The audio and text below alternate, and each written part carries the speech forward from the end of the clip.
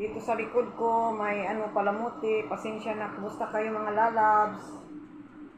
Nag-boil ako ng eggs. Dahil ano lang kami ngayon for our dawn food. Magluto ako ng egg curry dahil masakit ang ulo natin. Nakulang tayo sa tulog. Nagka-blessings uli tayo mga loves. Kanina may nagpadala kanina lang dahil nag-pray ako late. Ako nag-pray ngayon dahil natulog-tulog ako. Hindi naman nakatulog dahil tapos pumunta ako mga around 11. Ngayon lang, gabi. Malapit lang, walang problema. Malapit lang sa bahay namin, pangatlo. Doon pinadala sa kamag-anak namin ang pera. Kakilala namin yun sila dati sa Saudi. Doon sila yung family na yun. Doon sila nakatira. Tapos ngayon, nag-migrate na sila sa US, buong family. So, nag-share sila ng blessing sa amin, 3,000 reals. So, alhamdulillah, may bibili na kami kasi pag Eid kasi, after Eid, 4 days after the Eid, ang Eid siguro this month, 20. So, 4 days after the Eid, ikakasal yung anak na lalaki, nag-isang anak lang yung lalaki ng sister-in-law ko.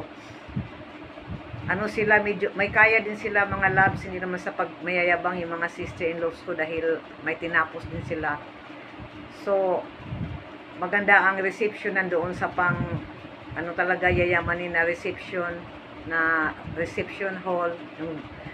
So, kailangan natin ng damit. So, kaming lahat, yung mga sister-in-laws ko, tapos yung mga pamangkin, pinsan na nila Rihanna, binilhan kami ng yung traditional sari, lahat terno. Tapos kami din, tapos pangsuot namin yon. Tapos ang problema lang, yung isusuotin namin sa kasal. Dahil syempre bongga ang kasal, kailangan din, medyo bongga din ang damit natin. So alhamdulillah, may blessings na dumating. Bibili ko yung para sa akin. Yung 3,000 reals na dahil mahal ngayon mga loves, dahil malapit na ang Eid, mahal na ang damit. So yun, happy na naman tayo. Tapos, ano ba ito? Si Maliha nakatulog.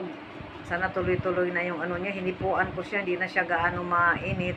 Pabalik-balik pa, siya, pa lamig, pa init, pa lamig, pa init. So, hopefully, maging okay na siya. Dahil ang temperature dito na normal is 98, di ba sabi ko 97. Ang sa kanya umabot ng 101, 102. Ayun. Sige mga loves, okay. See you. Pasensya na kayo sa sa yaw-yaw. As usual, always yaw-yawan. Ay naku, sana pinray ko na hindi kami dahil virus itong itong sa bahay namin na virus. Una yung yung tatay nila dito sa partner ko, siya ang nangunang nagkasakit. Tapos pangalawa naman yung anak ng lalaki. Ayan, nadapuan si Maliha. Dahil kailangan natin malakas ang immune. Si Maliha kasi pihikan, pag may prutas, hindi gaano palakain. So, ayun. Nagsuka siya kanina, medyo nag-okay yung niya, pakiramdam. Kahapon si Bunso nakalagnat. Pagkagising niya kahapon, ayun, nag-umpisa na ang lagnat niya pang 2 days na ngayon. Kaya kaninang umaga, dahil pagkatapos namin kumain ng doon namin na food, kumakain kami ng 4 a.m. Dahil kailangan before 5 matapos na namin yung kain namin dahil mag-call for prayer na. Bago matapos ang call for prayer, nakatapos na kami magkain. Tapos nagsala ako, nag-pray ako.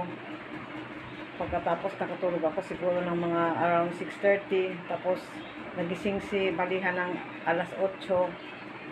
Dahil masakit ang ulo niya, kaya inanuhan ko siya, pinunasan ko siya ng malamig na towel sa noon niya, pati ang kamay niya pinunasan ko, paa dahil mainit. Kaya naputol-putol ang tulog ko kanina. Tapos pagkatapos hindi ba agad makatulog, may tayo. Yan ang ko talaga, na pag nagising ako, matagal ako makabalik sa tulog. So mga 9:30 na uli ako nakatulog kaninang umaga. Tapos mga 11:30 may kumatok sa kwarto namin. So ayun, nagising na ako, hindi na ako makatulog ulit. Tapos gising na si Maliha. dahil hindi siya fasting dahil may lagnat siya. Nagising siya ng 1 dahil ayan masakit naman ang ulo niya, tapos nagpaano siya dahil masakit talaga, kaya sabi niya hindi kaya man ng ano lang ng towel na yung malamig ba na may ano, kailangan talaga anuhin yung pinaliguan ko siya yung ulo niya sa ano, yung ulo niya hanggang mula dito hanggang dito medyo na-relax siya. Kaya alhamdulillah, hopefully bukas maging okay na. Para ano, dahil matensyon tayo, dahil alam nyo na pag nagkasakit ng mga girls, natitensyon ako dahil alam nyo na wala tayong kasama sa buhay, wala na yung asawa natin, plus wala pa tong anak na lalaki. Pero manalig lang tayo kay Allah, hindi tayo pababayaan. Yun lang ang ano natin, okay? You're the night sky trying to make me see